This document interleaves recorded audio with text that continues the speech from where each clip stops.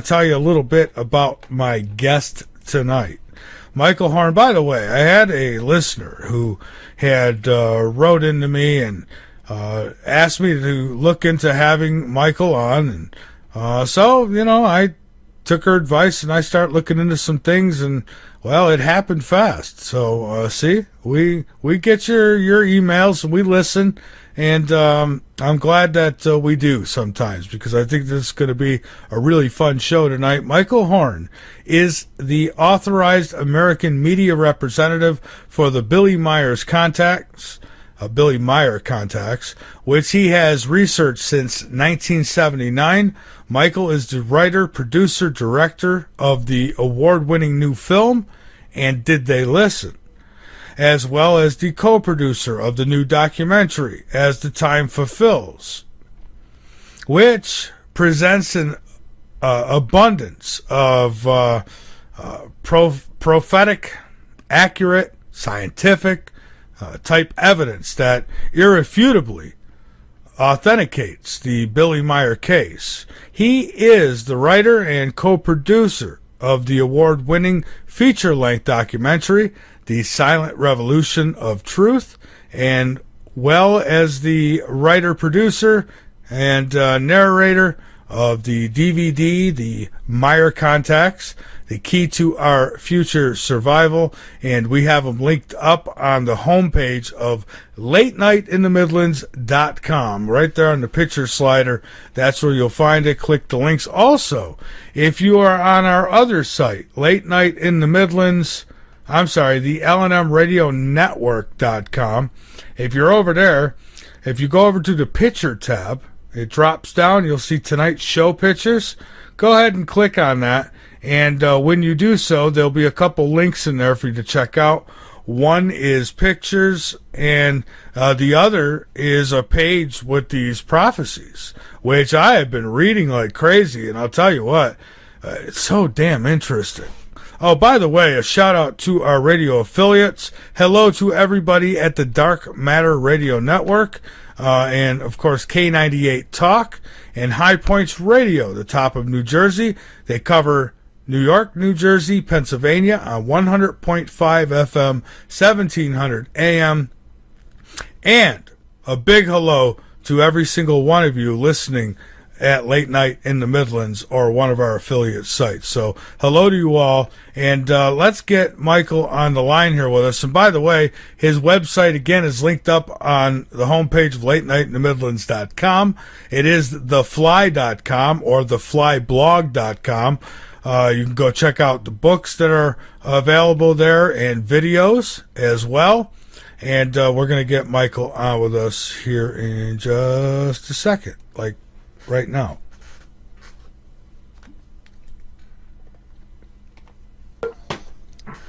Good afternoon. Well, good, and a good evening to you, Michael. How are you?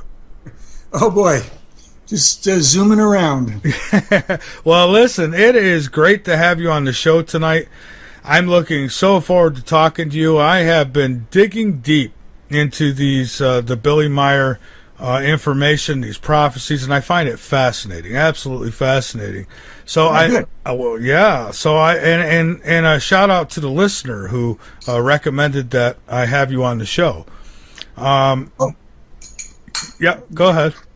No, I was going to say, who's that? I don't have it right here in front of me. I don't know if they wanted me to mention them on air, but yeah, somebody had said that they heard you on Dark Matter and that I should give you a buzz and see if you'd come on. So I got you, and we're here, and I thought maybe we'd start out with maybe a little bit about your background and leading up to your interest in the Billy Meier contacts. Oh, sure. Pardon me a little. And we are live. Oh, okay. Well, my background was in fine arts, music, inventing, very creative stuff. And I walked into a bookstore in 1979 in L.A. I saw the first photo book of Meier's, UFO photos. And that was what really, kind of just riveted me in that moment. Now, when I saw those photos, to me, it's just kind of like I knew they were real. However, I always say to people that it's been more than looking at UFO photos for 36 years that have convinced me that what we're dealing with is, singularly unique, authentic case of a man on Earth actually being in contact with other human beings from elsewhere in the universe. It's fascinating, and I can understand where a lot of people would have doubt of these things, because in my position, I have a lot of people who contact me on a regular basis and tell me that they're in contact with ET, and most of them I don't believe. But then when you get things like with Billy Meier, there's some prophecy there that is really hard to deny. I mean, how would he know this stuff? Well, yes. I mean, the problem I have is someone who has been interested in this kind of phenomenon since I was, a very, very young child. No one has been able, none of the people who claim to be contactees can put one single piece of verifiable proof, unique, significant information, something of extraterrestrial manufacture on the table. It's all anecdotal. Hardly any of them even have a fuzzy photo to show you, and it's all sorts of claims. Meier, is just drowning us with evidence and information, and unfortunately, it's a very poor indication of the level of thinking of humanity that we haven't long ago grasped that this is real. I would agree with that. See, I'll listen to anybody, especially if they got evidence they want to produce. I mean, I'm all ears. I mean, I'm never going to wave my hand at anybody and say, baloney, until I know for sure it is. And so tell me a little bit more about Billy Meier first, and then about his contacts and his privacy, or his prophecies. I just find it all so fascinating, and I was reading through these prophecies today, and just there's not enough time in the day. There's so much. You're right. It's like it's voluminous. It truly is. Meier is the source of the most abundant, specific, and impeccably accurate prophetic information in human history. And again, most people don't know that either. He makes Nostradamus look like somebody who's just mumbling and making wild statements. Meier names very, very, very specific events, places, situations. Sometimes they will give dates, but often they won't, because they don't want us to sit around waiting, either hypnotized looking for something to hit us, or inactive because we feel it's fatalistically, been deemed that we must experience this on a particular date. So much of this information really still gives us the free will. If we haven't passed that point of no return, it gives us the free will to start taking this advice, making adjustments, and getting ourselves out of what is otherwise truly, truly, truly a dead-end situation for humanity. It's going to set us back here on Earth eons. We will have hundreds of years of very, very, very painful struggle. And I don't think people can grasp it, honestly. It's like they don't want to pay attention. And despite the fact that Meier's information just keeps on being authenticated. So we've got to take a look at it. We've got to be critical thinkers, not accept claims by anybody, but look at the evidence for ourselves. And we have been putting it out there for years and years and years, sending this information to scientists, to so-called leaders, to people that claim to be interested in the UFO community and all this stuff. And we have some stunning, highly credible people that are, endorsing the authenticity, that have contributed to authenticating the information and evidence in the case. These are people who are really world-class scientists and all of that. The problem is, unfortunately, that it is still suppressed. It is kept below the radar. The people in the masses don't yet know about this. And Michael, I was saying in the beginning of the show how people have, pretty much carved their lives in some manner over prophecies of over 2,000 years ago. I said, but then when somebody comes in our time era, with something like this. It's like nobody wants to believe it. And I say you're making a big mistake if you don't at least take a look at it and with a serious eye. I agree with you.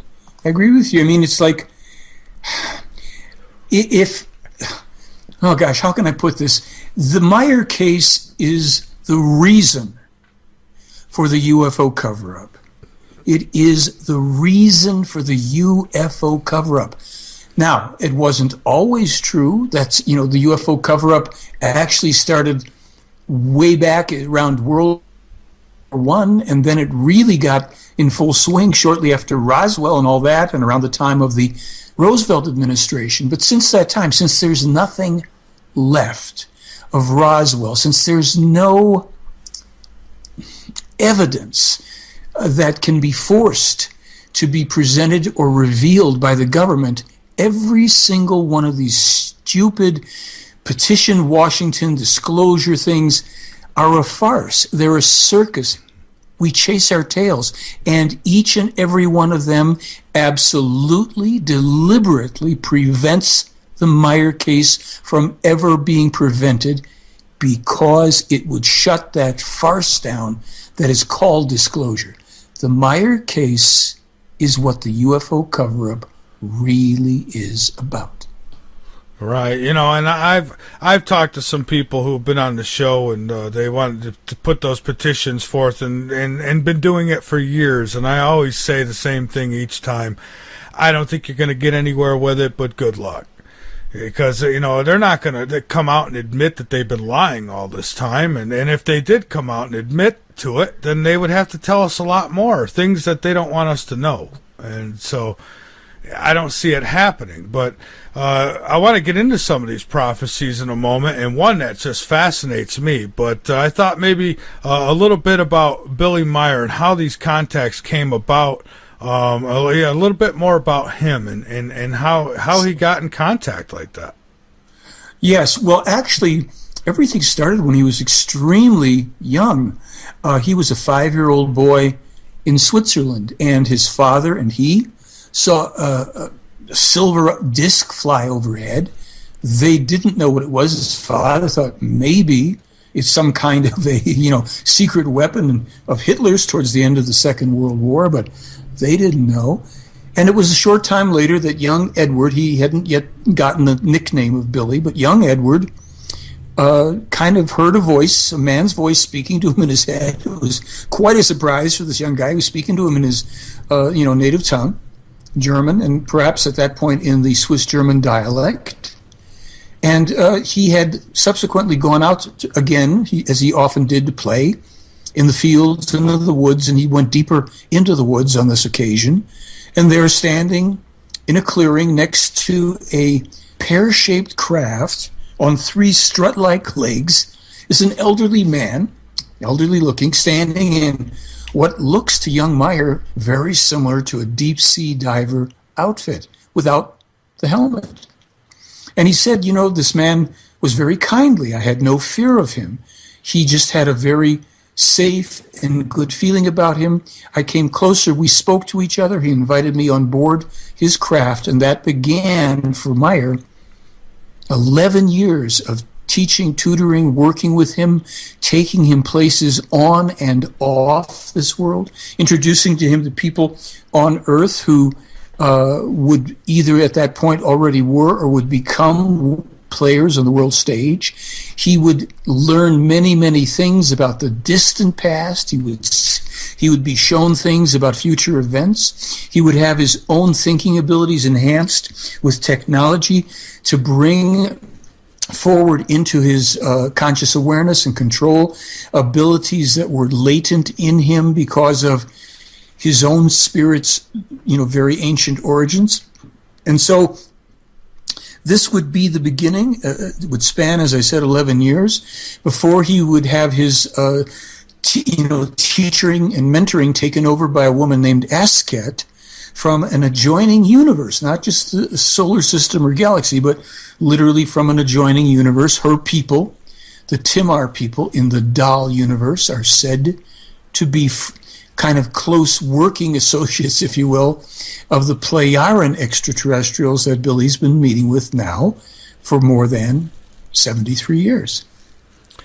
It's incredible, and it's almost, see, I guess for an average person it would be really hard to believe, but for me, I know we're not alone. Nobody has to tell me we're not alone, but now this goes a step further. I mean, I've seen UFO craft, but I've never been on one, and I've never talked to an ET, and Billy Meier did, and so I want to know everything I can about it. Now, I do want to bring this up. There was one prophecy that I heard mentioned that it turned a light bulb on in my head, and I said, holy cow, how did he know this? But it had to do with a major earthquake, and he said at the time, the cars, they looked different, they looked funny, and they didn't have rear view mirrors. And that's how you would know the time of this event. That fascinates me because, as you know, they're coming out now with cars without the rear view mirrors. They've got these cameras. I know. Well, let me tell you what that's about. It's a very controversial thing, but all that one needs to do is start thinking through it. And, oh boy. So here's what it is. In 1978, Meier was meeting with the investigative team that came from America. And that investigative team was the retired Lieutenant Colonel Wendell Stevens from the U.S. Air Force, Britt and Lee Elders. They were very active as high-level private investigators for Fortune 500 companies, working with electronic countermeasure technologies, securing computers, phone lines, safe rooms, counter-espionage type stuff. Very, very high-level, serious people who work at that level. Banks, the whole thing. Now, when Wendell Stevens in 1978, early 78, first was sent some of Meier's information, and it may have actually been late 77, but sent his information and some photographs, he was very excited about it, and he planned on going over to Switzerland to start to investigate. However, Lee and Brett, who were friends of his, how can we put it? They were skeptical of this whole thing, and they felt that Wendell might be, subject to being flim-flammed a bit. So they said, "Look, Wendell, we're gonna go with you and help on this investigation." And Wendell said, "Fine." That began what turned out to be an over 8-year coming and going on-site investigation in Switzerland of Meier, his family, the surroundings, resources, any possible money, technology support, anything for what this phenomenal case comprised of which, of course, after all that time and to this day, they found none. I should add that Meier's contacts continue. He's had hundreds these are 40 years of documented contacts. Okay. So in 1978, they're sitting around the kitchen table with Billy, and he happens to mention something about the San Francisco earthquake, and they said, "Oh, you mean the one from 1906? And he said, no, the one that's coming." And they looked at each other and they said, "What on earth are you talking about?" So he said, "Okay, moment." And he got up, went out of the room, came back with one of those little familiar yellow Kodak envelopes. And in there were at least 11 photographs, not paintings, not drawings, photographs of San Francisco taken from various angles while the city was clearly in the midst of an enormous catastrophe. Fallen buildings, smoke, fire, clearly it's being devastated by an earthquake. And Billy will not tell them when this happens. He only tells them that he was taken forward in time by these Plejaren because he knew this event would occur and he wanted to photograph it. So they're looking at these photographs. He won't tell them when. And he says, well, to them, you just have to look at it, make up your own mind. So they started to study the photos as carefully as they could to try to determine a time frame. What Wendell Stevens especially noticed was that the cars in the streets of San Francisco in these photographs didn't look anything like the cars of the day of 1978. Instead, as you mentioned, not only didn't most of them apparently have any side view, outside rear, mirrors, the cars were generally rounder in shape. There was a lot more windshield glass. In some cases, it swept up into the roofline. We see these kinds of cars on the streets now. And once the new cars with the, mirrorless exteriors where everything will be on camera, once those cars are in mass production from companies like Toyota, Tesla, Mercedes, and others, we will be in those times. And it's not all that far from us time-wise. I think we can recognize that because of these developments. Yeah, so I was going to say, based on that right there, I would say it's probably, it looks like it would be somewhere within the next 5 to 10 years. I mean, because we're right there. I think you're right. I think I was specking it out between 5 and 7, but I think within 10 years, I think you're quite right. Wow. This is the type of thing, it just sets you back on your heels, because this one man is at the center of this entire controversy. He's produced for examination 1,200 clear, mainly daytime photos of up to 4 of the craft, 8 films, a video, an assortment of metal alloy samples analyzed at IBM and deemed to be irreproducible with any technology available to the scientist, Marcel Vogel. He produced sound recordings that he brought in that were recorded in front of as many as 17 witnesses in an open field on an Iowa cassette recorder that were examined in 4 separate sound labs and were deemed to be irreproducible even with synthesizers. And just this last year, 3 new photo analyses were done of his evidence that hadn't been examined before. All of it was authenticated. All of the protocols and tools for examination were published, so anybody can go and duplicate the tests. I see. So yeah, now there was people out there who kept claiming, well, it's this or it's that, it's a fake, but none of them could duplicate it. That's right. And to this day, they can't. There's some people that can make nice models of UFOs and take photos that look similar, but if you tested them, they'd show them to be models of UFOs, and that'd be it. Now, these prophecies, now let me ask this quick. Was he sure it was an earthquake, or could it have been some kind of big bomb or asteroid even, or something like that? Well, no, because he had specifically asked to be taken there at the time when, as he said, he knew from his own figuring that the earthquake would hit.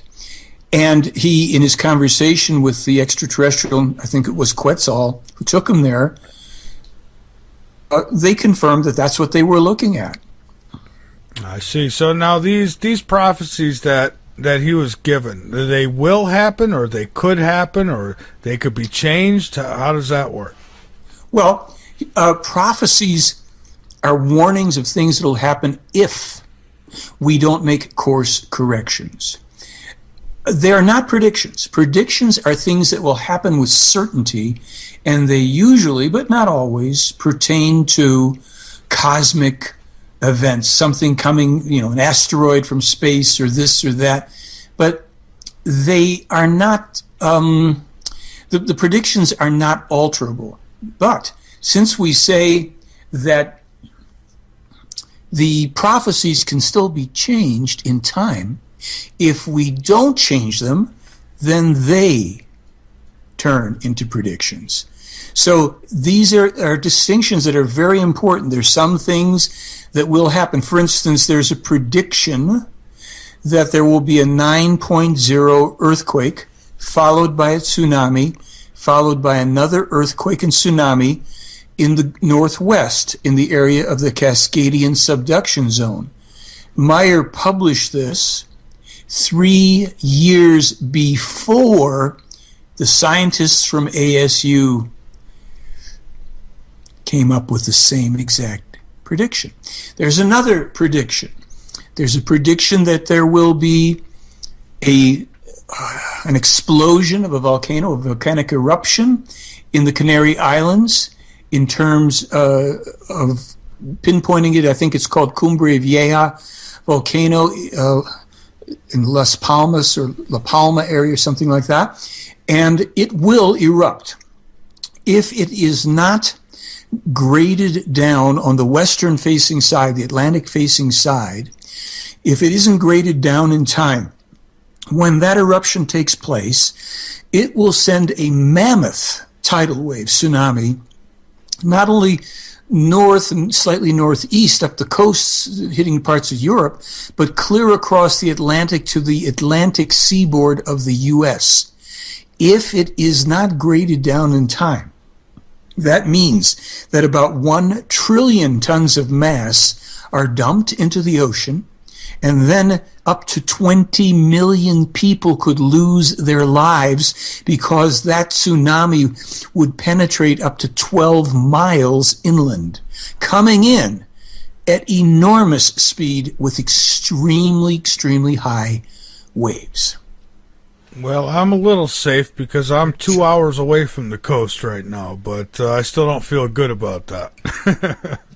I hear you. Don't feel good about that at all. And and what about the Fukushima whole incident there? Now, when this prophecy of earthquake came, could that have been any part of it, or was that prophesized at all? It wasn't prophesied. What was prophesied was that we were going, and this goes back many, many years, that because of our use of atomic energy, we would have enormous catastrophes. We actually have already environmental poisoning that has been going on since Hiroshima, Fukushima, Nagasaki, the atomic testing that took place before those times. It has contaminated already our environment. And Fukushima, Meier published information within about a week of Fukushima that specified exactly what had happened, the meltdowns, the real extreme danger now of the contamination going through the sea, the food chain, the air, everything. And that information is only recently being reluctantly corroborated because it was right. Now that they're releasing more and more information about just how drastic this whole situation is in Japan, well, people are going, oh my goodness, and then they look, and Meier had already published it a couple years ago. Same thing with the BP disaster.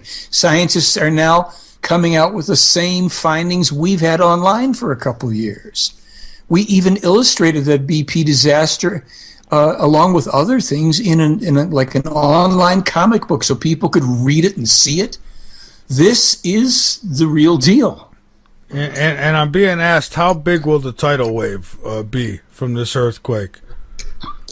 From the one coming from the Canary Islands or from the one up north? Well, I guess from either or. Well, what we know in terms of Meier's information, which I say has been almost exactly corroborated in OSU, Oregon State University's own projections, the 9.0 earthquake will run for 5 minutes at 9.0. That's a horrendous experience. 9.0, 5 straight minutes. Then a tsunami sweeps in, hitting, I guess, the Portland area. It's up there in Oregon area. And then another earthquake and another tsunami. So however high those waves will be, the land and the people are set up for just enormous devastation because the force of the earthquake presages an enormous tsunami. And the one coming from the east, from the Canary Islands, I'm not sure of the dimensions. I think they said that some of the waves could reach a couple hundred feet. And coming in, when they finally are shorebound, that energy comes in at virtually just about supersonic speed because the shock wave travels at that kind of speed through the ocean. And then as it starts to move the water closer to the coastlines, with the change in, the way coastlines and all this stuff, the upslope from the and what have you, then the waves form into very high masses and come slamming in. So these are things that, look, if we get that far, they have already foretold, Meier was foretelling in 1958 this horrendous, what he called irrepressible worldwide terrorism from Islamic fundamentalists. They've already long foretold the fall of France. That's coming. That Islamic terrorism is going to spread through Europe and other places worldwide. And look what just happened there. They had that false flag, terrorist attack on the street there. I think that they're doing these things to pretty much condition and control the people, basically to take over, just like what he's saying, right? Well, I wouldn't argue, because at this point, people are honestly just so. I wish I could come up with a perfect word. They're battered by the manipulations, by the realities, by their own, pardon me, I hate to say it, but by their own lack of attentiveness, by their own choosing to be overly entertained instead of paying attention to important things in the world. So suddenly people run around and start screaming, how can this happen to me? How can this happen to us? Why didn't anybody warn us? Meier has been warning people for decades, but this is shut down. Not only is it shut down by the government and the military intelligence community, it's shut down by the UFO people. That industry does not want people to know about this. They just want to make noise. They want to sell their silly lying contact and abduction stories while real things are going on in the world. This is Meier's look. In 1987, Meier was foretelling the fall of France to Islamic radicalism. 1987. He's also in that same document. He foretells the destruction of the World Trade Center, the Ebola epidemic that we just had, the Russian military movements that will eventually attack Scandinavia. They're going on right now. He even named the exact city the Russians would move their troops to, and they did 4 years ago. Yeah, I was reading that one, and I thought that was fascinating, too. Now, I wondered this, Michael, how could the ETs know all this information unless they're somewhat behind it? I mean, I don't want to start pointing fingers or anything, but, I mean, how do they know that this stuff is going to go down? Are they time traveling? There's a few ways. Let's start from the easiest way of looking at things. In our world, we have people that are actually prophets. We call them sports forecasters, financial analysts, architects, engineers, pilots, anybody who takes known information, projects it forward to its most likely outcome.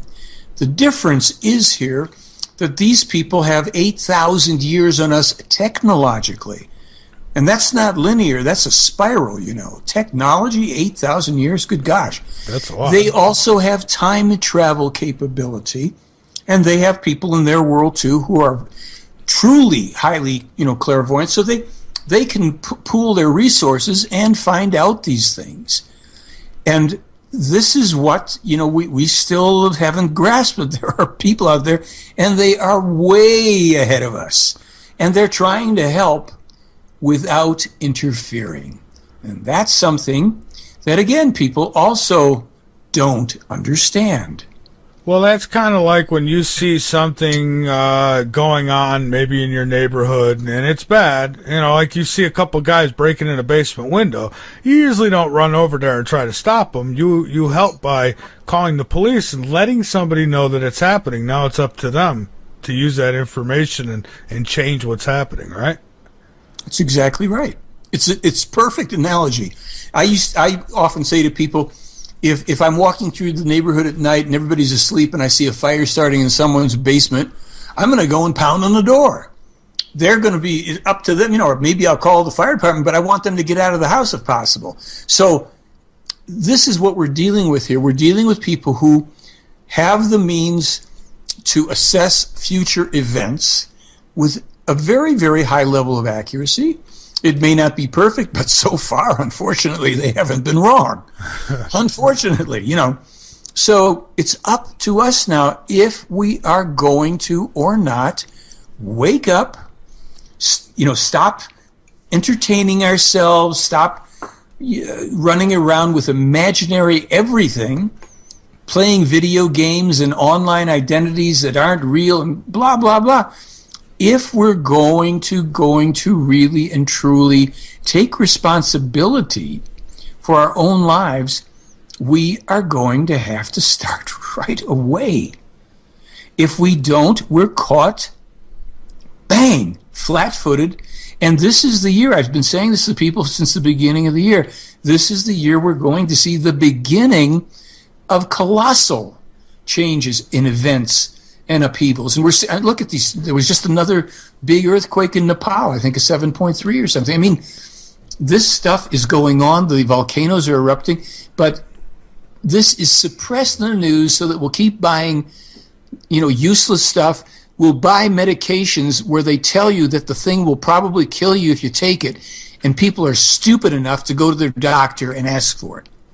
As long as we're like that, as long as we're willing to be that dumb, gosh, it's pretty sad, projection here. Well, yeah, we've got a society or a world of followers. Unfortunately, there's like if the TV tells somebody that this is the way you should do things, they run and do it. They've spent years destroying, the minds of people with these pharmaceuticals and even television, and they've done a really good job with 500 channels keeping people entertained.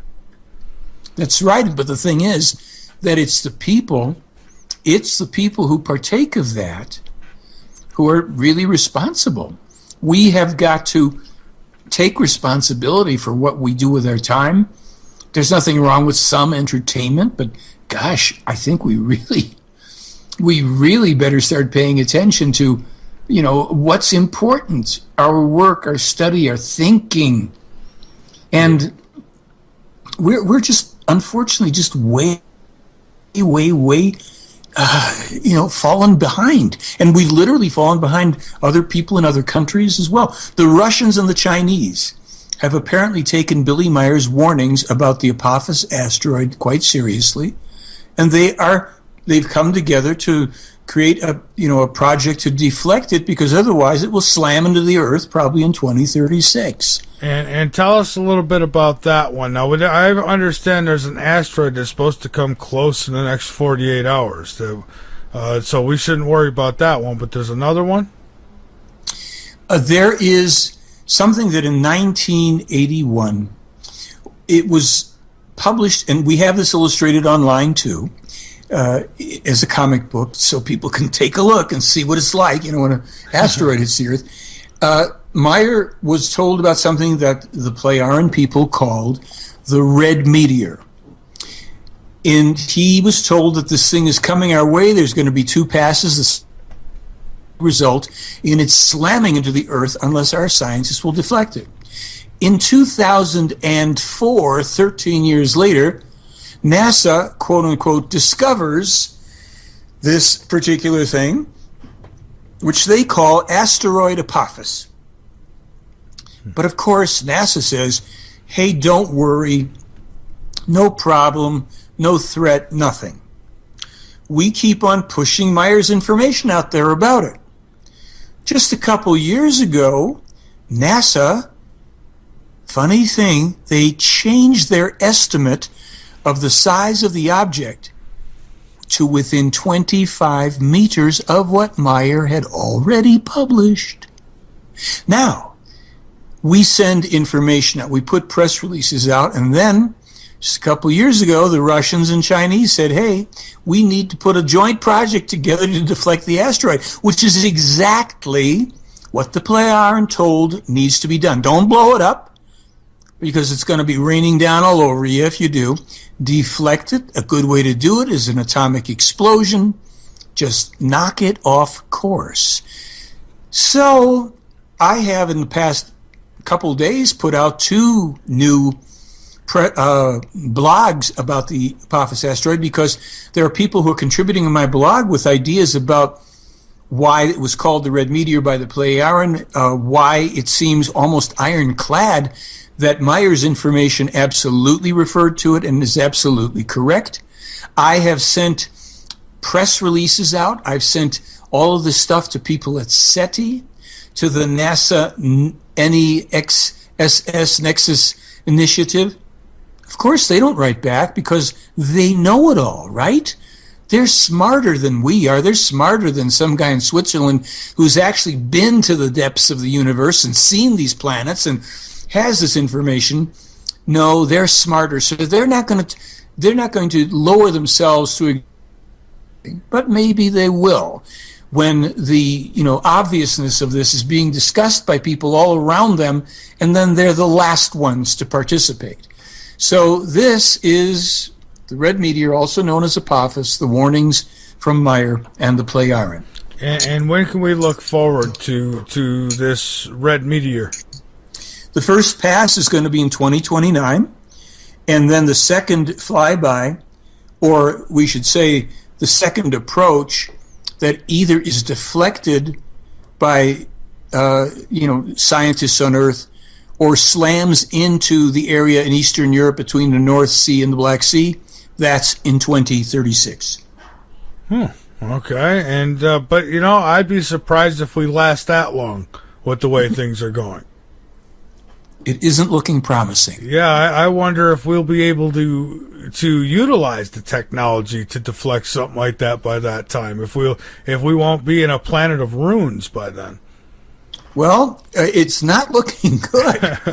We are just how to put it. We're a stubborn bunch of people who prefer to destroy each other and ourselves in the process, and it's just illogical. It's just beyond stupid.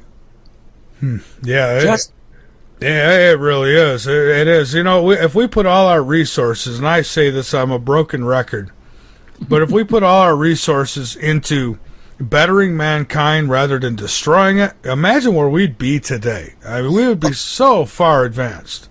You want to know something? The Pleiaren told Meier that had the library at Alexandria not been burned, had the, pardon me, Catholic Church not done all of its destruction throughout the centuries, we, humanity of Earth, would have been, by now, a space-traveling race for 200 years. 200 years. We'd not be sitting around here. We would be space travelers. Yeah. Oh, there's a part of me that believes that there's some of us that are space travelers, and I think the government, I think they have their own secret type space programs. I don't know how effective they are with them, but I think they have them. I think that the NASA stuff is kind of a shadow for us. I don't know. I could be wrong. What Meier has said is, while there are parties that have alternative energy craft, these are pretty much limited in their ability. We have not set up any bases or the moon, nor have human beings been on Mars.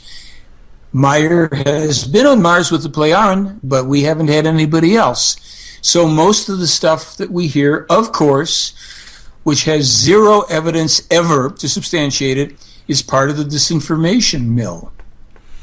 Okay, and again, you could be 100% right. I've never been to either place. I know that from the pictures that I've seen anyways, and I've gotten some pictures from some pretty reliable people I trust. Now, where they get them from and how they come about them, that's another ball game. But I've seen pictures that show that at some point, some manner of humanity, now maybe not us, but civilizations before us of some sort must have been on Mars and the moon, because on Mars I see structures, I think. Yes, but Meier, already we have information on our site where there's a great history of has said that there used to be a civilization on Mars. It's completely gone for a very long time. But it used to be there. There were human beings there indeed. Now, I wonder if those human beings escaped from Mars and wound up here, some of them. That's correct. A lot of them did. The ones that weren't killed did, but also the ones that died there, because reincarnation is said to be a fact of life, those spirits reincarnate in the Earth cycle because this is the closest planet where evolution is at a close enough level to them where they can come and be incarnating in the cycle here. So that is something that has been published and informed about for a long time. There's no Martians on Mars. There's no little green men. There were some abandoned bases, but I think those have all been kind of destroyed over time. But we will find out any remnants when we get there, and eventually we will. All right, and I was going to save this for after the break, which is coming up in about 10 minutes, but I'll shoot it out there now. Some of the listeners want to know what Billy Meier might have known, if anything, about Planet X, Nibiru. That was a comet that comes around every 3,500 years or so, and that was never inhabited. The Anunnaki story is not an accurate story.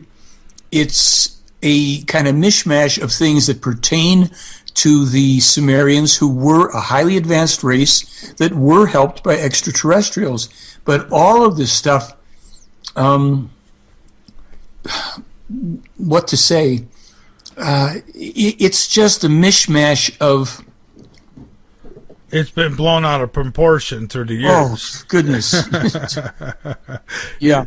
Yeah, I know how that goes. You could get about 20 people at a dinner table and pass a secret around, and by the time it gets back to you, it's probably changed 5 times.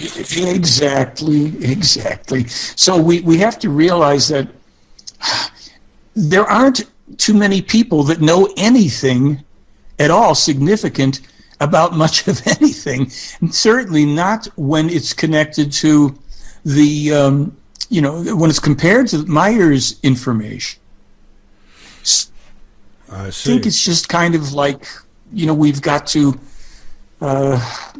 start to study that because it's got far more substance. Right. All right. Well, Michael, let's take that break, and then we'll come back. I've got more questions.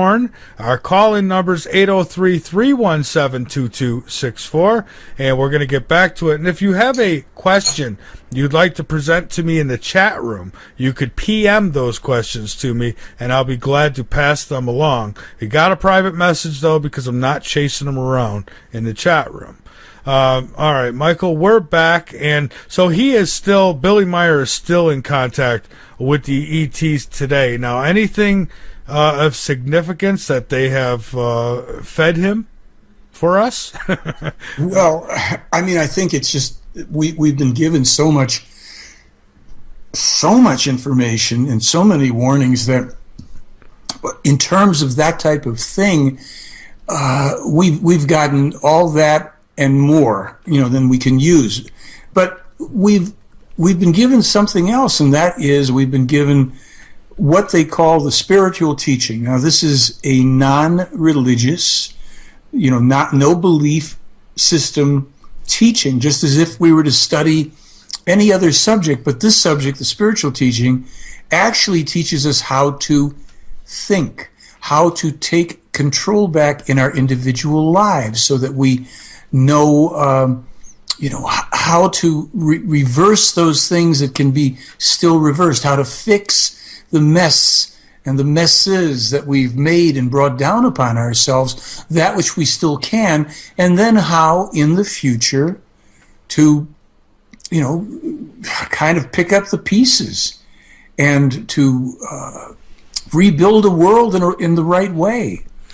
I think that's the stuff. I think that the only problem with that is, and I hate to be the black cloud, but I guess I call it like I see it. And if you look at the way people are right now, even just here in the United States and even around the world, but more in the United States right now. But you look at the way people are, and it's like they don't stand up to do anything until it's coming through their front door. And I'm afraid at that point it's too late. And so I'm not so sure. It's like there's people who say, well, I want to change, but I'm one person. And they don't understand that it starts with that one person. And until they all realize this and we all come together for a mutual agreement and peace here on this planet, I mean, we're gonna definitely face that fate. I mean, if it's not something from space that takes us out, it'll be the Earth itself, because we're just sucking her dry. I mean, they're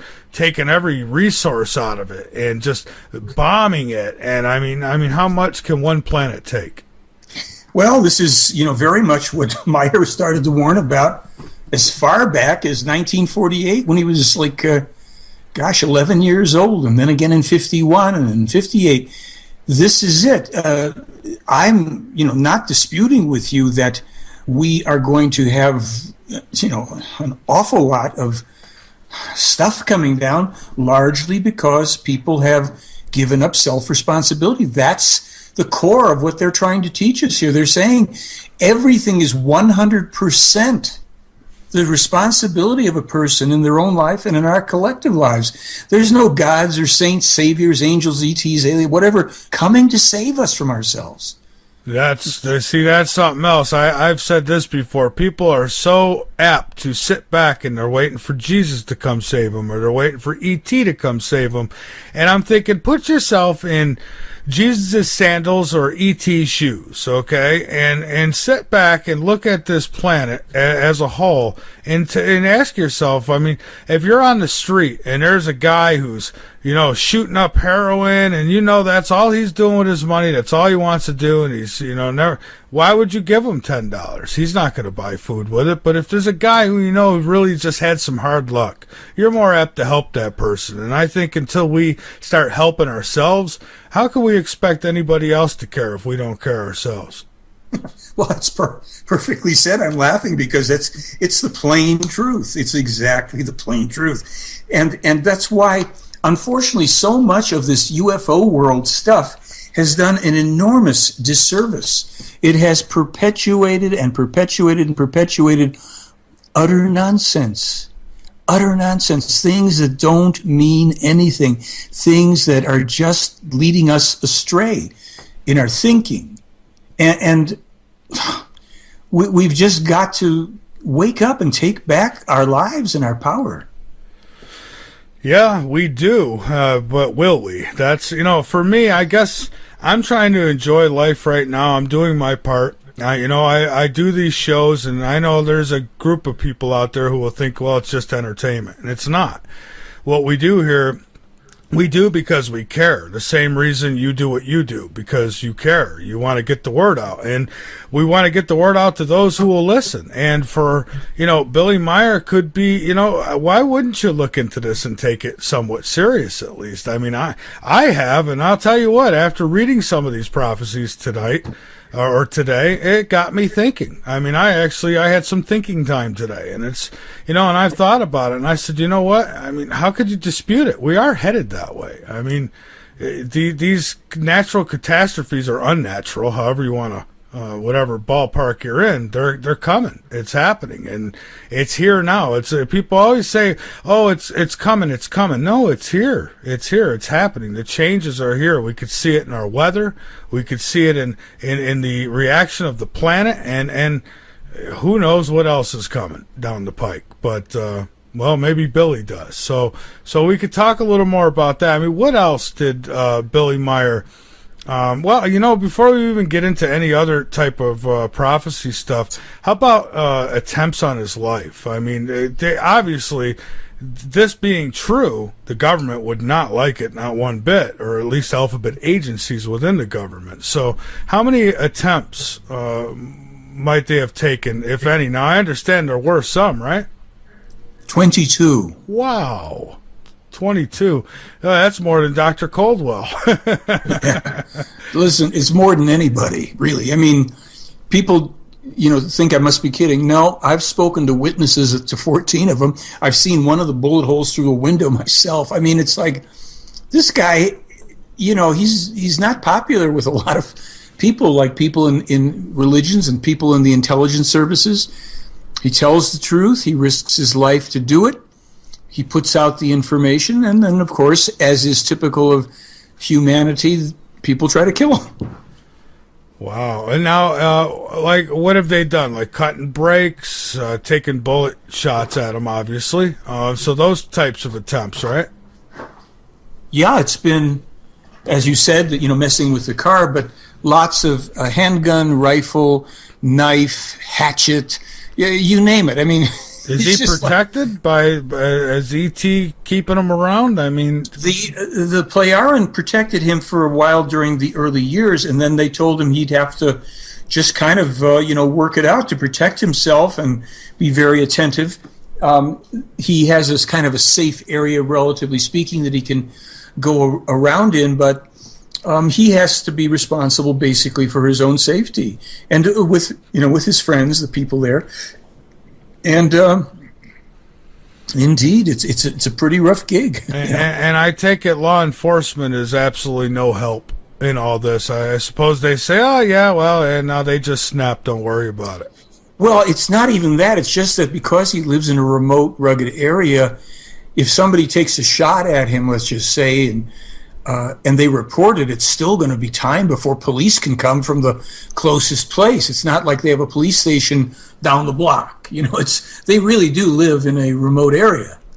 I see. Now somebody asked, but you're saying there is evidence, and I think the prophecies, I think if people would take time to look at those, they would see that, there's some things in there that are just hard to dispute. But somebody asked, why do they want him dead? And they promised they weren't being sarcastic here, but why do they want him dead if he doesn't have any physical type evidence that can explode the whole thing? The physical evidence is mind-boggling. You have to remember, Meier, as I said before, 1,200 clear daytime photos, 8 films, a video, sound recordings, metal samples, all of which were presented at pre-computer, pre-digital time, and they're still being scientifically authenticated today with our newest state-of-the-art photo analysis tools.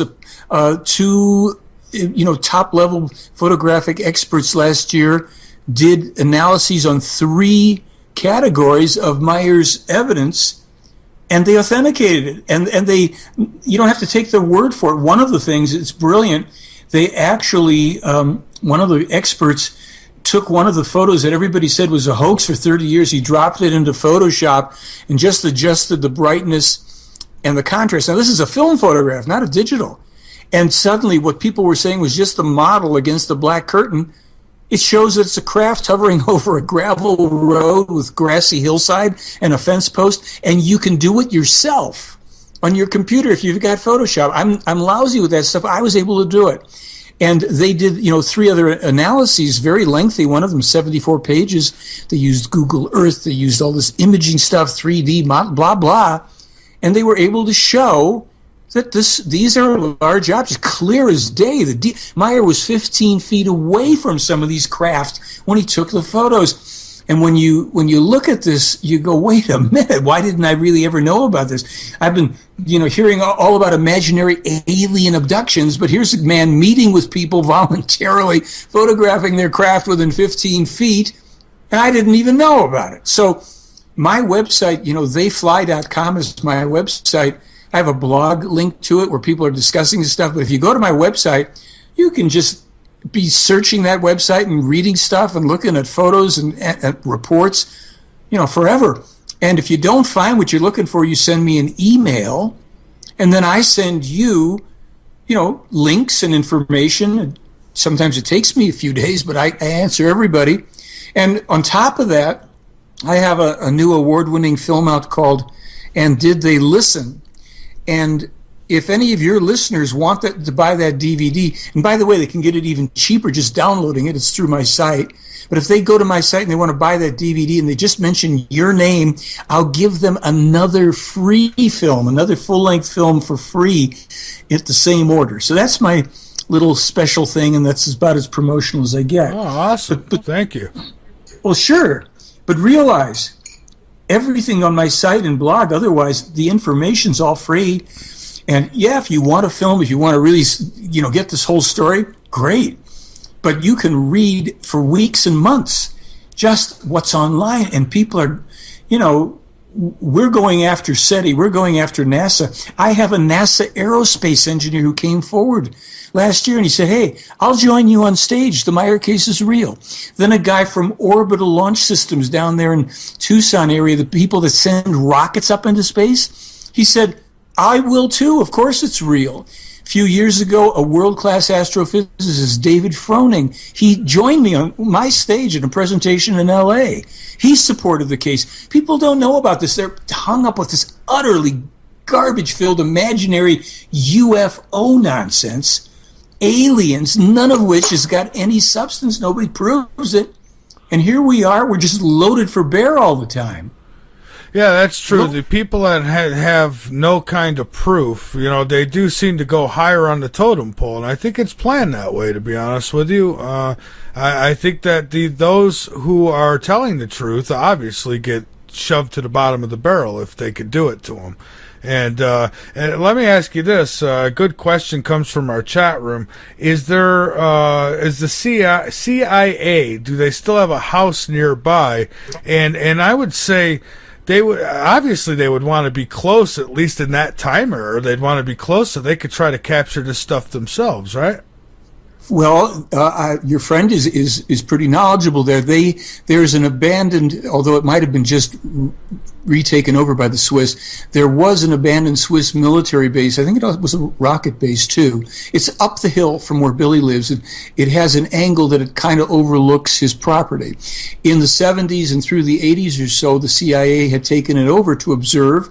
They actually got some of their own photos of the craft. They told us to one of the investigators, and they said they're not turning them over for analysis, but they had their own photos. And about 8 years ago it was, I think, that I asked Billy about the CIA, were they still on the base? And he said, oh, no. He says, they don't need that anymore because their technology with their satellites and everything is so sophisticated, they can do their spying from far off. And, of course, listen, Meier he broke the whole story about the NSA Microsoft thing before Edward Snowden did by a couple of years. It's online. It's been there since before Snowden did it.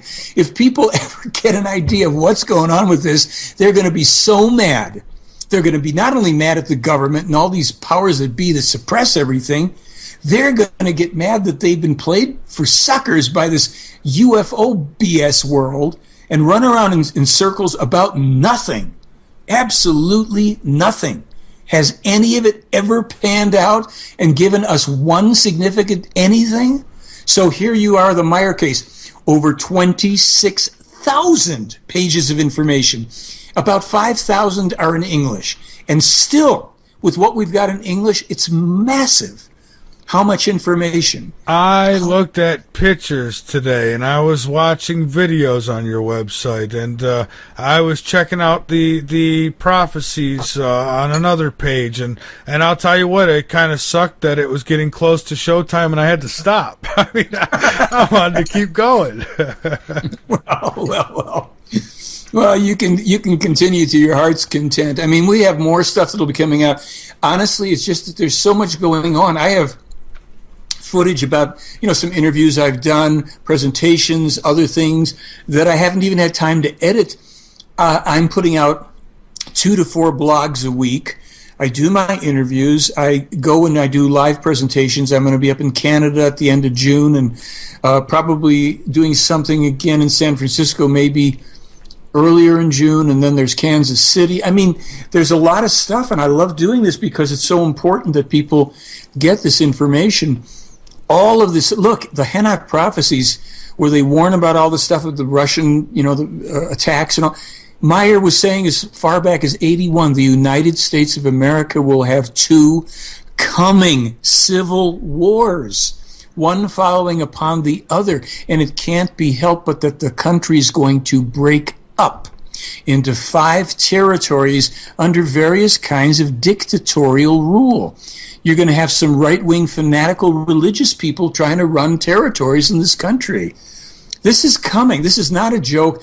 Look, we don't have to go to and have every terrible thing fulfill on us if we will just start to wake up, to get a little proactive, to talk with people, to look into this material, to start bugging all the online forums and radio shows and TV shows, demanding of them that they pay attention. I'll send you copies of press releases. We just put one out a week ago. I mean, this stuff is powerful stuff. Now, the Civil Wars, did he give I know he doesn't really do time frames as much as he does pictorials, the cars will have no mirrors. So is there a time frame on the Civil War? Because honestly, for me, it feels like it's close. Well, here's something kind of strange. Yeah, about 2 years ago, Meier and the Pleiad, they had a conversation, which of course he publishes it.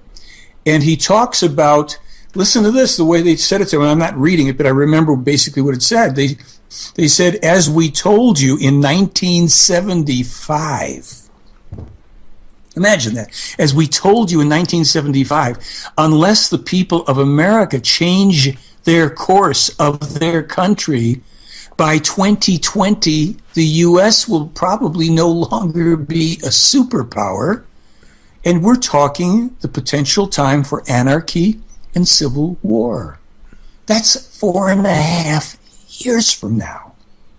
And I think you're being kind. I think that's given us more time than we may even have now. Things seem to be speeding up. You're right, but see, the thing is, it doesn't mean that suddenly in 2020, the switch is thrown and everything's terrible. It means it progresses, if we can use that term, towards that. And that means that what we're in now, what's coming, what we see unfolding and evolving just about every day, that is the kind of stuff, the polarization in this country is what is leading us into this civil war. Cultural, political, racial, you name it.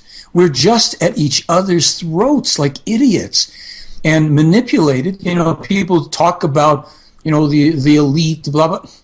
Who cares? The point is, unless we wake up and start behaving intelligently ourselves, and look, a lot of the people that think they've got power now, you talk about anarchy and stuff like that, sorry, we're not going to be able to hold that all together. It's just... I agree, and I've been telling people for a while, when they get our internet, then they're coming for the guns, and after they get the guns, they're coming for us. And some have said, well, that's fear-mongering. Well, I don't see it as such. I see it as telling you what's coming, because I mean, that's it. Right now, we've got the internet, but they're already making way on that. I mean, we already know about the neutrality thing that they're doing and such, and then they want to tamper the guns. And then I got to thinking and said, well, they don't even need to take the guns. They could just put a shortage on the ammo. And I think that for most people, they don't even have to. A lot of this Walmart stuff's been going around. Oh, the Walmart's closed. They're going to put people in them. Folks, they don't need to load you in a Walmart. All they need to do for most people is open the FEMA camp gate, open the door, and say, there's in there, we have an Xbox, a TV with 300 channels, and a bunch of Hot Pockets in the freezer. And I guarantee most people will walk right in.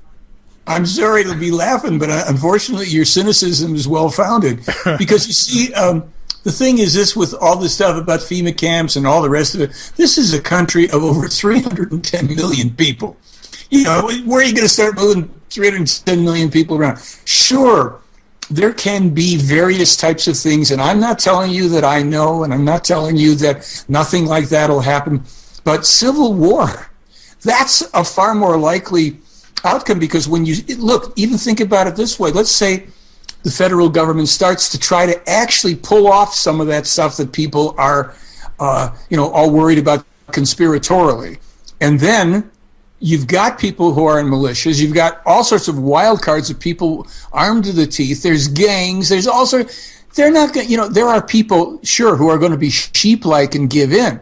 but there's going to be people that are going to be shooting at the military, shooting at each other. This is when you get breakdown and civil war. I'm not a cheerleader for that. I don't want to see that happen. But certainly you're right that in a situation like that, when everything's going chaos-wise, if they put on announcements, just step this way, your whole 300-channel TV thing, oh my gosh, how terribly cynical, but I'm afraid you're probably right. Yeah, I mean, people will be thankful just to have a roof over their head and a television. I mean, and it's unfortunate, but it's true that there's a lot of people who are in that boat because it's just the way it's been planned that way for a long time, too. It's to get the people to need us, to need the government, to, like we're babies and we need to be taken care of. And a lot of people have fallen into that. But you see, if the scenario of the collapse in effect of the federal government, when you have civil war, you don't have a strong federal government, running everything. And then when the country breaks into 5 territories, look, we already have states that are working towards secession. This is on its way. So it's not at all in the slightest something that is completely unpredictable and out of the question and ridiculous. It's really, you know what I'm saying? Yeah. Did he say at all, or did they tell him at all about like how the country would be broken up and what sections and what parts would be? I don't know what part would be old America, maybe, if that would even exist, and what parts would be. They didn't go into those types of details because basically when they said, 2 civil wars, I think that tells us it ain't good. We're not looking at good outcomes with that kind of thing.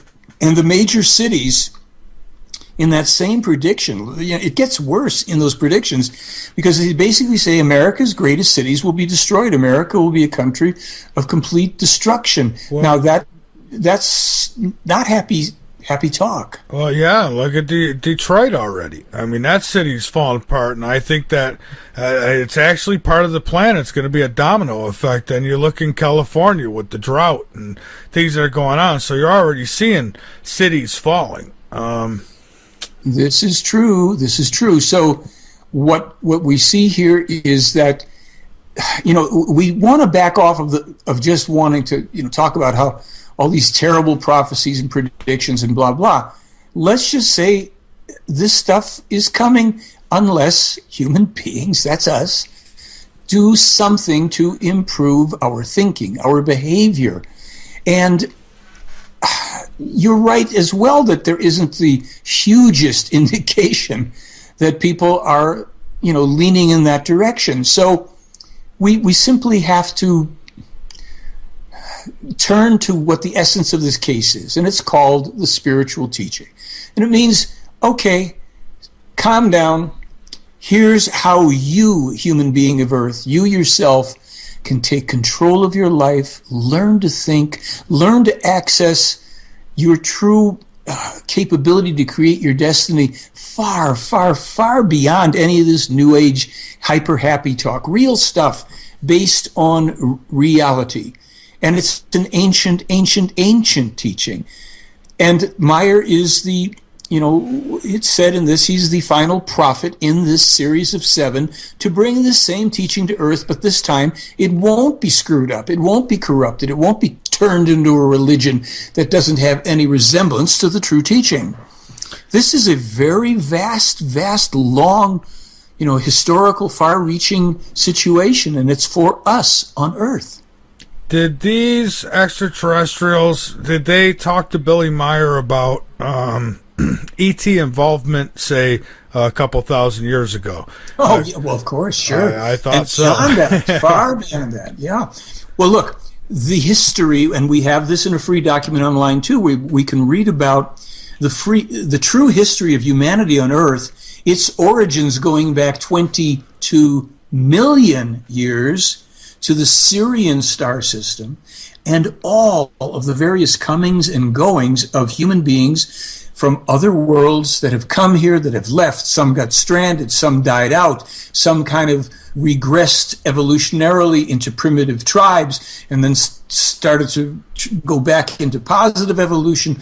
Some represented themselves several thousand years ago as our gods of our religions, right? So this has almost anything you can think of. That's why, we have a search engine. You just start throwing search terms in there, and oh my goodness, you're going to be swamped with information to think about. And there isn't one thing on the site to believe. You have to figure it out. Is this true?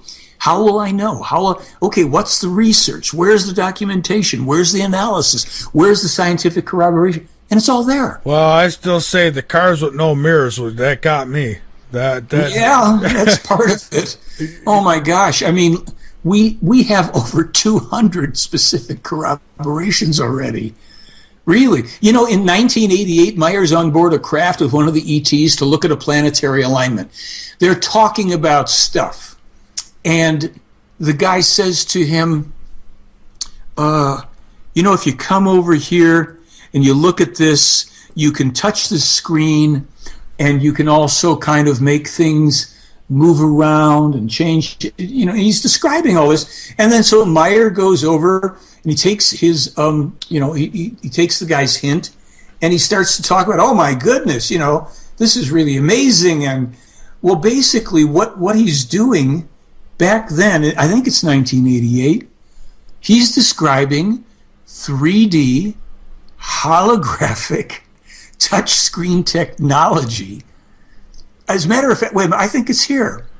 I think I can actually read you a couple sentences just so you'll know if I did. Let's see if I captured it here. I'm only hoping.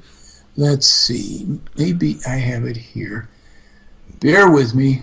Okay. There's so much stuff here that you just keep on finding stuff and you keep going, oh my gosh. I know. And I was reading a section earlier about how it was prophesized that TV and then later computers would come out. 1951. He predicted the internet too. People won't believe it, but he did. Hey, here we go. The guy's saying to him, this is Quetzal, the extraterrestrial. I'm just jumping in sentence 8. Here we are even further away from the planets than if you were to observe them from the Earth. Now, this is a long distance away. He says, you can see them better if you observe them through this magnification device. Here, Billy says, fantastic. This is probably a completely new device. And Quetzal says to him, yes, and it reflects the image recordings three-dimensionally. Billy says, I can see that. This is the most perfect 3D image that I've ever seen with you. He says, here, do you see this now? And Billy says, this is really incredible. The entire alignment has moved out of space and into the foreground. Now I can recognize every single planet. And Billy is told then, if you glide one finger away and over this scale, then you can enlarge it or shrink the image depending on how you please. On this opposite contact line, however, with a simple touch of the finger, you can separate out any square as a cutout, which you can then also enlarge again with a scale, by which means it is possible for you to separate out individual planets and observe them individually. And one can enlarge the image of the planet on the whole. Yeah, certainly. Test the advice. And so he's doing this, and he says, man, this is amazing. And he's looking at all the satellites around Earth and everything. So what's happening? This is, and I'll give you the date. Oh, my gosh, I was off by years. March 11, 1982. Touchscreen technology. He's describing 3D holographic touchscreen technology, and people are still thinking about Grays and Roswell and all this imaginary stuff. For me, Michael, I've had 3 outstanding sightings. I've had more than that, but 3 that I could literally say I know I was looking at an intelligent craft. And the last one was a huge mothership. It was here in Columbia, South Carolina, and thankfully my wife's seen it with me. So we both viewed this thing, and it looked like all energy, and it just went slowly overhead, and like it was nobody's business. And I thought, unbelievable. I mean, I live for this stuff. I know we're not alone. I'm not trying to convince anybody else that we're not alone. If they want to be hard-headed and believe that we're the only ones, then go for it. You're the ones that are going to have heart attacks when it finally comes to pass. But these things are real. Right. Well, the thing is this. Not every craft or object in the sky is extraterrestrial. Something maybe that big it might have been. There are some ETs out there. I've had 7 sightings. I've been within 20 feet of one of the small monitoring craft when I was living up in the mountains in Brazil in 2011. And I went over to Switzerland the next week, and Meier said, "Oh yeah, one of the monitoring craft. They just came by to look in on you." And I said, "Okay, fine." And it's kind of a neat little thing. I mean, 20 feet away. And at first I was scared. It was so close. And then I just watched the thing move away. And they see them all the time in Switzerland. But, again, with the craft and all that, that's the technology. It's very exciting. But we are so not in need of that as a focal point. It's great if you have the experience. I mean, I can sign on with you there. But, boy, do we really have to, upgrade our act and prevent the kind of horrific stuff that we are otherwise, allowing and creating for ourselves on this planet.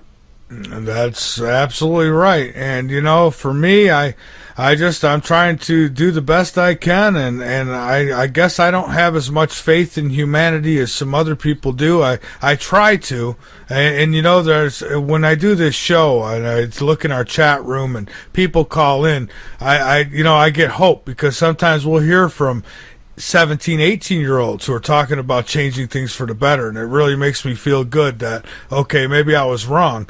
And then I go to, say, I don't know, you go take a look at Walmart on a Black Friday, and you think, oh, we're doomed. We're doomed. Take a look at Walmart on a Black Friday, and you think, oh, we're doomed. We're doomed. Sure. It's an up and down thing. But the other thing to remember, because I go to Walmart too, and then you know what I do, honest to goodness, I look at everybody and I figure, hey, these are all, my fellow earthlings here, and I shouldn't, just rule everybody out or, think I'm superior to everybody. Sure, there's people here that I can clearly see are not interested in the kinds of things that we should be paying attention to. But I'm going to stay cheerful, because the truth for me is that no matter what I think, whenever I, interact with somebody here or there or whatever, I really never have an experience with people. It's hard to, I won't say never, but it's really hard for me to remember a time when I really disliked a human being that I met and talked to, that I didn't find something that was really cool, for me to get out of meeting with another person. I have my quick judgments. I have my, superficial assessments of people too, and sometimes they're right. Just, we all do. But I now that I know that, I really try as much as I can to see this other, part that shines through, the thing where all of us are in it together. Because we really are, whether we like it or not, we are in it together. Well, yeah, we're all going to stand together, or we're going to hang together, and I prefer we stand together. So that's my preference, is standing together.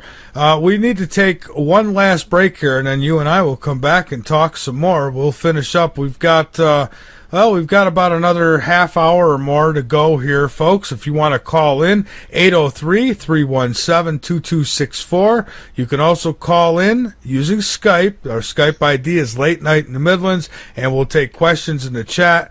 And I gotta say, Michael, I'm convinced. I really am convinced that Billy Meier did have contact, and because some of these things he knew, unless somebody could absolutely prove to me that it didn't happen, I have to say that it looks more like it did, because he's just, there's things he knows that I don't see how he could have known. I just don't. But I agree. All right, let's take that break. And folks, we'll be asked whereabouts in Canada you'll be again. I'm going to be up in the Toronto area. Pardon me. I'm doing a presentation in Toronto proper, it's something called the Susan Smith Library, and then I'm at something called the Alien Cosmic Expo. That's all that takes place, pardon me, between June 24th and June 28th. There's info on my website about it, and if it isn't still not easy to find, you can just email me, and I can, of course, give you the details. Okay, great. And I have another question here from the chat. And it's a pretty good question. So I'm surprised I haven't asked this yet. Is it possible Meier was used from an early age by intelligence agencies to leak info with aliens as their cover? And I guess that's a legitimate question. Well, it is. It's we can say it's a legitimate question, but really it just shows that people work way too hard trying to figure out the least likely answer, when the obvious is in front of us. If you think that our, intelligence agencies have any kind of capability in terms of craft, such as Meier photographs with such amazing clarity, such as he's filmed and videotaped, if you think that they could predict all this stuff, well, I think our game would have played out a lot better, because then they wouldn't have also suppressed him and suppressed this. They would have done everything they could to make sure that we all knew, so we could be manipulated by them. See, it's just sometimes the obvious answer is the right answer. Yeah, well, okay, and then that makes sense too. I don't know, you might know of him, but there's a guy who claims that he was part of a jump room years ago, some secret space program, and they were able to teleport to Mars, and even and even him, it's. He believes what he's telling me, it seems, but I'm not so sure if it's all. I asked him the same thing. I said, "How do you know they're not making you believe you're jumping to Mars?" But in Billy Meier's case, he's got pictures and he's got things of that like that, and unless you could really debunk the pictures, I'd have to say that he was really seeing these things. Well, he's not the only one. There's over 100 eyewitnesses. I'm one of them, and there's 5 other photographers. So I mean, that's pretty much off the chart. Now, with someone like Andrew Basiago, I'll just say this plain and simple. He's either a pathological liar or he's a mind control subject. That's it. Where's your evidence? We have to be willing to step up and call things for what they are. When a guy's making all sorts of claims and he can't produce a shred of evidence, he's either an outright liar or he's been manipulated. For Mr. Basiago's credibility or whatever's sake, I would hope that I'd hope he's been manipulated rather than he's just a pathological liar. Where's the evidence? We've got to start, being realistic here. Yeah, and I always ask for evidence, and sometimes when people don't have it, I take it with a grain of salt. But evidence is always I love that more than anything. When somebody can prove their case, I mean, that does it for me. And for UFOs, no one's ever had to prove to me that there's these crafts visiting us from somewhere else. I know there is. But when you get people like Billy Meier who are in contact with them and they're getting prophecies from them, and people say, well, that can't be, and this, that, the other thing. And I'm thinking, but these will be the same people who tell me, don't forget about the Bible prophecies. The end times are here. And it's like, okay, well, how did that work? Yes, exactly. I'll tell you something. You talk about proof. The Bible prophecies are very interesting. I think some of them probably, have some accuracy about times and things like that. However, the problem is that they're not specific. There's a lot of generalities and horrible generalities that people accept as being specifics. You mentioned about proving something. 2 years ago, I was in Las Vegas. That's where it was. I had a table at a MUFON event. By the way, I've pressured MUFON enough that they finally have put the Billy Meier case up on their website. They won't investigate it, but they finally are mentioning it. Here's what happened. This guy walks over to the table. He's a kind of late middle-aged guy, stocky guy, kind of a serious look on his face, but he's shaking his head back and forth like, no, no, no. And I'm going, I said, hi, can I help you out? And he said, yes, I'm interested in UFOs, but I'll tell you, this Meier case, this can't be real, blah, blah, blah. I said, well, that's interesting. I said, what do you do, sir? He says, I'm a retired judge. I said, oh, a judge. I said, could I step into your courtroom for a moment, sir? And he had that kind of a little reaction, too. He wasn't quite as vocal, but he kind of grinned at me, and he said, yes, of course. So I said, Your Honor, if I may, if I say to you that NASA's claim that they were the first to publish the information that the core of Mercury is responsible for the contraction of the outer surface of the planet, and I say to you that while they claim that, it's really somebody I know in Switzerland, he discovered that long before. Would I have to prove that to you, Your Honor? And he looks at me and says, well, of course you'd have to prove it. I said, so if I, and it just happened to have it, if I grab this book over here and I open it up and you look at this copyright page here, you see that? And he says, yes. And I scroll through these pages and I come to this page here where Billy Meier, my Swiss friend, says, something's always kind of, bothered me. What is the reason that the surface of Mercury, that the planet is contracting? And this alleged extraterrestrial woman says to him, well, that's not hard to tell you. It's the metal core. Your Honor, in your courtroom, who wins, NASA or me? And he looked at me and he grinned and he squinted and he said, you do? I said, copyrights, right? And he said, yep. You see, copyrights are the internationally recognized standard of either first publication or prior publication, if you want to put it that way. A copyright does not guarantee that the information it's copyrighted is true and accurate. It only guarantees that it was published by the time that copyright date is on there. Mm-hmm. In this case, we wait 32 years until NASA claims that the reason for the contraction of Mercury is the core of the planet. Then we open up the book, and there in 1976, Meier is told that, not as a theory, but as a fact. And this judge is obviously smart enough to know that if indeed I was in his courtroom, as improbable and unlikely as it may be, Meier comes up the winner. And that judge bought a couple films, and I saw him later in the afternoon sitting in a screening of one of my films. So, it's like this is the type of thing where Andrew Basiago, Roswell, Stan Romanek, all this stuff, everybody's got a little squiggle of something that they want to make a big deal out of, but none of it amounts to a hill of beans. Now, that hill that we're going to be having to take in the morning back from the other forces, in this world, because that's going to come to that. We really are going to have to wake up and take our lives back. And the longer people sit around diddling with nonsensical UFO, alien abductions, Roswell, and all the rest of this stuff, the more they're actually frittering away valuable time when they could be studying. But let me ask you this. I mean, does Billy Meier ever talked about the abductions are people being abducted? Yeah.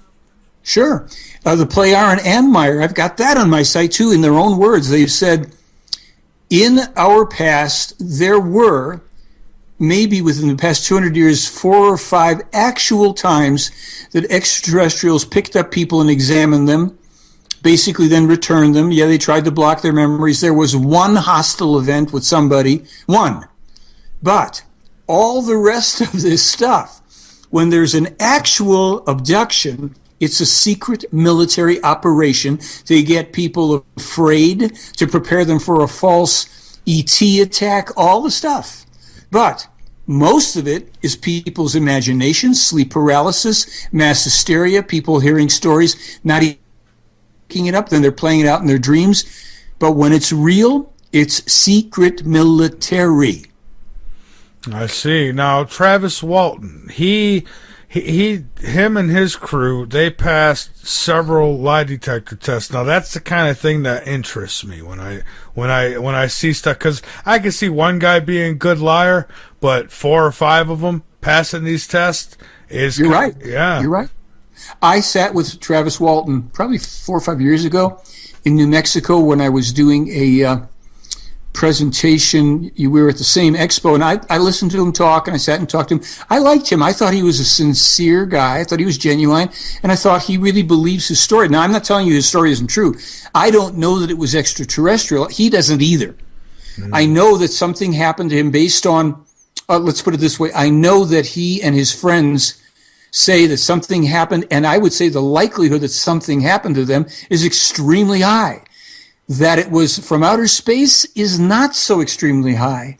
It could be. It could be one of those really rare, on fingers on one hand things, but, he believes it. And he had an experience of some sort. He can't tell you more about it because he doesn't know, and neither do the other guys. So, I sat next to him. I've talked to this guy, Jonathan Reed, who I think is full of it. I think he's just hoaxed his whole thing, but I didn't feel that way about Travis Walton. He seemed just like a really nice guy. We were sitting there having breakfast together in a diner. Yeah, I believe him, and what he says now is that he thinks that he wasn't supposed to be there when it went to take off, and he got zapped. So the only reason they brought him aboard maybe was because they didn't want to leave evidence of themselves. So they took him on to fix him up or whatever. Well, who knows? Yeah. I think it's sufficient to say something happened. And beyond that, there's not, again, it's one of these things where something happened, there's nothing you can do with it. Really, whether that case ever happened or not, it doesn't make a bit of difference except for people to go, ooh, wonder what happened, including Travis Walton and his friends. That's the difference between something that happened and a deliberate, planned, decades-long, ongoing, intelligent interaction, voluntarily face-to-face, human-to-human, thousands of pages of information and conversations and evidence and photos and prophecies and predictions and the spiritual teaching. My goodness, it's just like, it truly is night and day. And that's, it's an uphill battle because we've been so conditioned to phenomena and, oh my goodness, something from outer space or whatever.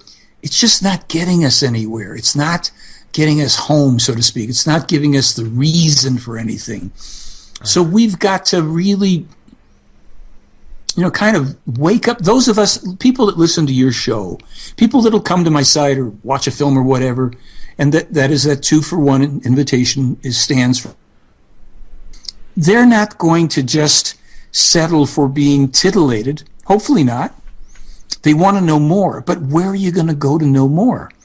I guarantee you cannot find verifiable information on the really important stuff anywhere else. Now, if you want to show me that I'm wrong, I don't mind that, because I'm a learning human being. I make mistakes, I get upgraded and informed, but nobody's ever been able to show me that A, the case isn't real, and B, that it isn't really the only singularly authentic, significant, ongoing context. Look, if it's true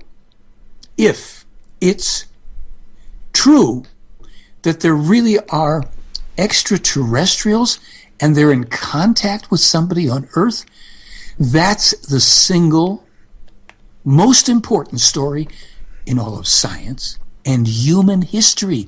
It's not just the stuff for chit-chat. It's the most important story in history. We've got to be able to really prove that one, not accept everybody. These people, Basiaggio. When was the last time the president called up Basiaggio or Stan Romanek or this one or that? When was the last time a senator, congressman, Supreme Court justice, the governor of a state, the mayor of someone's city, the dog catcher approached these people? No, but we're supposed to believe that highly developed, advanced, space-traveling human beings, hundreds and maybe thousands of years in advance of us, with long lifespans and super technology, have decided to come here and float you through the wall. No way. You're going to have to prove that one to me. Yeah, and I hear you. And for me, I listen to everybody because you never know. But I only will back up the stuff that I can prove, and that's what my biggest interest is. That's why I do this, is to get those answers, because I'm trying to put a puzzle together, and everybody's got a piece. But the problem is, there's a lot of bad people out there who try to make pieces fit that don't. And so you've got to be able to weed through that stuff. And and I think this whole Billy Meier contact is just it's way interesting. I mean, it is. And I'm when I get done here tonight, I'll be going right back to read more, because I want to read as much as I can, because when I see, and these things were documented years ago, so Oh, yeah. I mean, so it's not like something happened and it was wrote up and then said, oh, this is when it was from, because that's not the case. This is real stuff.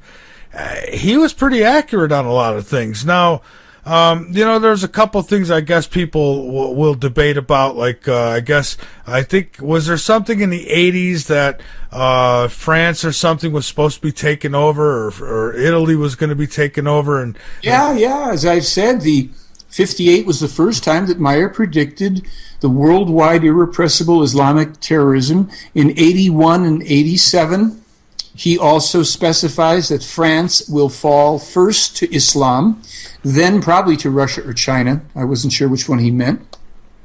And that, of course, Italy is going to have huge problems with Islam. The Vatican will be attacked ultimately, and a lot of other stuff. The Catholic Church there is going to pay big time. I mean, it's going to be pretty brutal. And we're not out of the woods by a long shot. When Meier predicted the information on the World Trade Center in 87 as well, he said this is only the beginning of things that will happen to America that will be barely imaginable to the people of the world coming here because of our international policies. Oh, yeah. Yeah. So why did they contact Billy, and how many others were contacted? Were there others who were contacted as well? There were 5 other people who were potential for this. They kind of hedged their bets. The other ones turned out to not be necessary, but some who would have been approached would have declined. They were not up for it.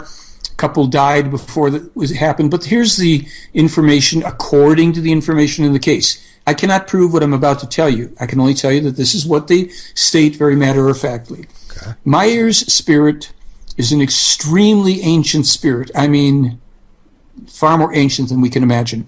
It has played the prophet. On our planet, this is a relatively recent gig for it. Goes back about 13,500 years here, and even before, with other comings and goings as the previous personalities. But Meier's role as the prophet on this planet, he's known as Billy Meier now, but previously his spirit was incarnated as Enoch, Elijah, Isaiah, Jeremiah, Emmanuel, we'll get back to him, and Mohammed.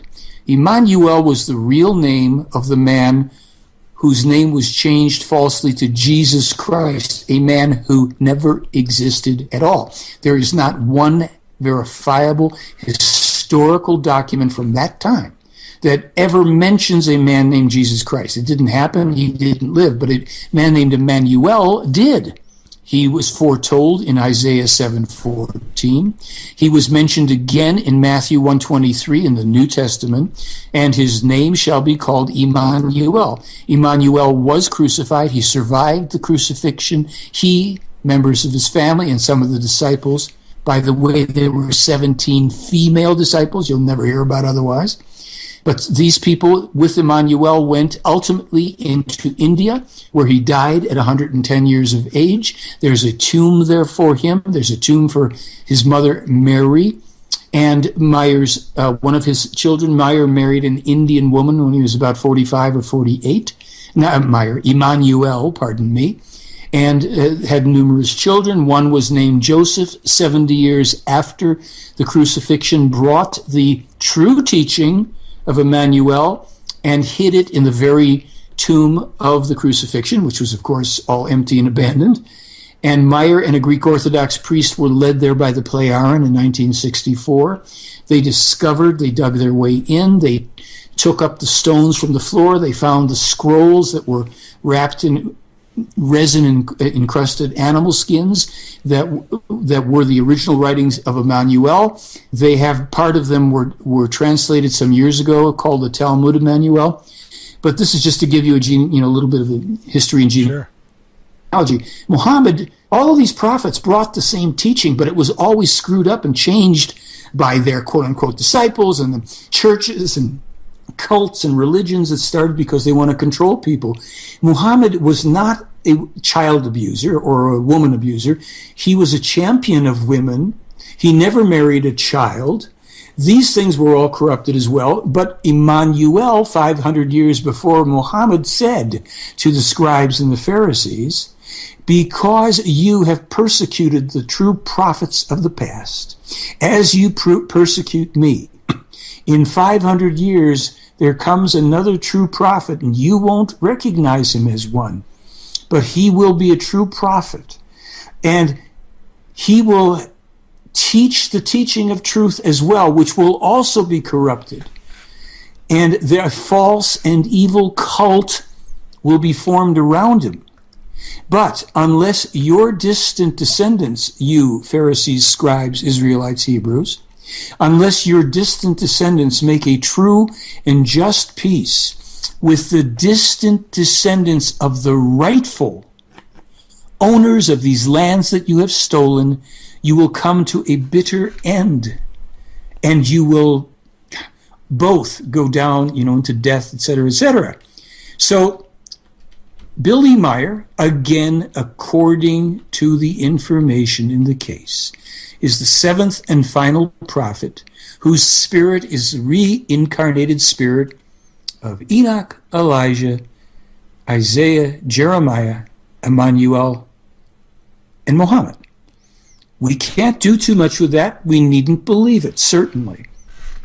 But that's simply what they've said, why it's happened.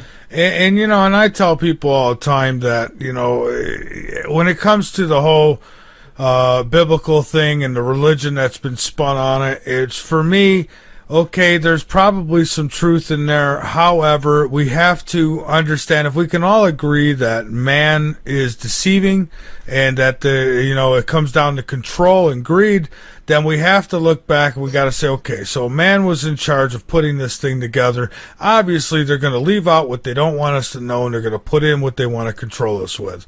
And people don't like to hear that. It gets them all angry and gets their panties in a bunch. But, it's the way it is. I'm sorry. It's, for me, I'll take the Bible. I'll take these things, these religious scriptures or what have you, which I don't think were meant to be religious at all. I think they were more of a historical thing. But I take these things, but I look, I go outside that box. I mean, if we're just going to take something, like I could tell you tonight, well, this is the meaning of life.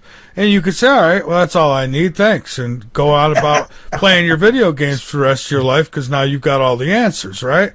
Or you can say, okay, well, maybe he's right, but let me look and let me, I think each one of us are meant to find our own truth. I think that we're here to discover ourselves, to discover what it all means. And nobody else is going to give us those answers. We've got to open up, and we've got to be searching. And if you're just going to take, if I could just hand you a pamphlet and tell you, hey, this is all you need to know, and you're going to accept that? Well, I've got a yard that needs raking, and I've got some trees that need trimming, and it's all in the book. Well, the thing is this. I think I would put it this way. Each of us needs to find truth our own way. Real truth isn't subjective. It isn't subject.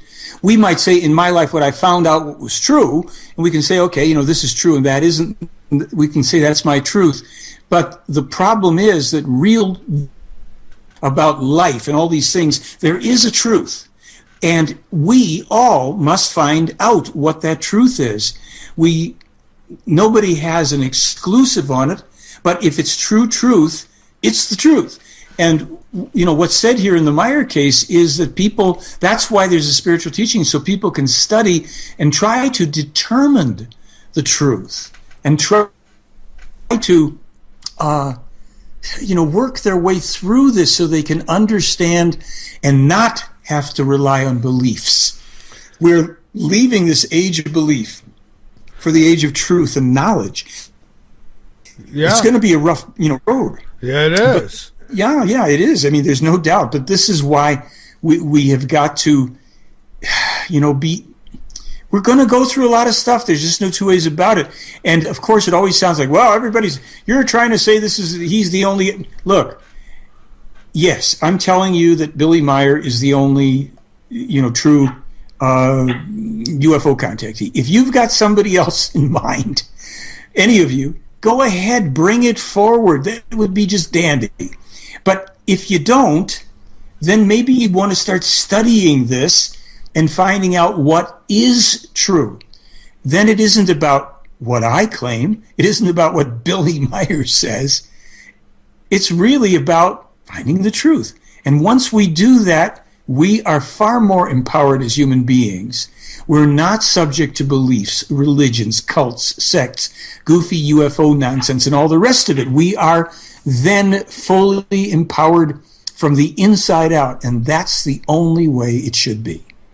Absolutely. And I've got one more question here from the chat, and it's, did Billy Meier see the crucifixion of Jesus Christ, and if so, what did he see? I do not know that he did. I don't think so, but I'll tell you what he does. There is a contact report. I mean, it's pretty far out.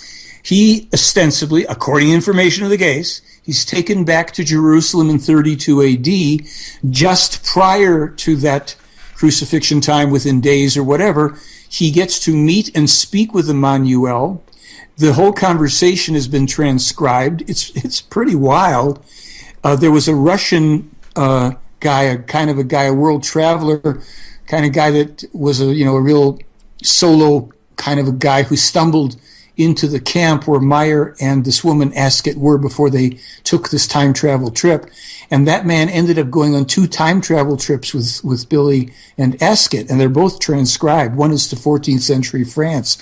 And connected with that, there's a book that somebody found in a bookshop once that tells the story about this eccentric guy in 14th century France, and he tells a story about this guy that had this weird stuff and all, and it's exactly what Meier and this other guy apparently gave. It's mind-boggling. So I'm not going to tell you I can prove that in a million years, but I'll tell you, somebody says, well, if you have to come down on one side or the other with Meier on anything and everything, true or false, and I say true. I tried to trick him 4 times in 3 years to see if I could catch him lying, and you know what? Same answer without a hesitation 4 times in 3 years. The guy's just as honest as they come, and more so, the most documented life of any living person I know of. Photographs from the age of 4, over 40 years of transcribed conversations like a diary. I mean, it's all there, folks. Honestly, it's free. And if you go to my blog, you can interact with people from all over the world. You can argue, you can question, you can give your theories. If you want a film, you go on my website and you find the DVD, and did they listen, or as the time fulfills, you just put Mike's name in the order. This is a place you can put a note, or you send me an email. I'll give you a second film free. I want you to have it, okay? So it's a twofer. Other than that, guys, I hope we've had fun. We have, and all I can say is let Billy know that L&M thanks him for his experiences and sharing these with us, even through you, and thank you for all the work that you do. And I look forward to speaking to you again in the future. There's so much more I'd love to talk about, but we're just running out of time. But sure, we'll do it. And will you send me a link to an archive when you have it? I absolutely will. I should have a link for the archive about a couple hours after the show ends, and it ends in about another 20 minutes for me. Okay. So, right. I much appreciate it. I'm going to go and catch a break here with some food or something, and we'll talk again, my friend. All right. Well, thank you so much, and we'll keep you linked up over on Late Night in the Midlands. Thank you.